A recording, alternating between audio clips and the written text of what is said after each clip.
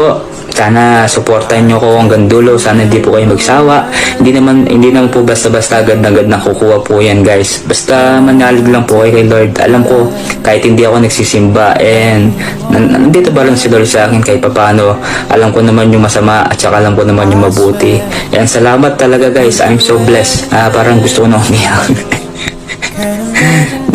Ano lang to, guys, tears of choice kasi nga mahirap po talagang yun nga po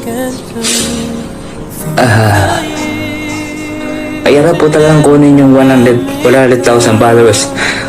Magtatambling ka, sasayaw ka kung anong gagawin mo para lang po para magpapansin kay Lolo. I'm so blessed talaga na binigyan ako ni Lord na pagkakataon na mag-isang content creator. Hindi na para sa akin to, siyempre marami din akong pangarap, guys. May pangarap din ako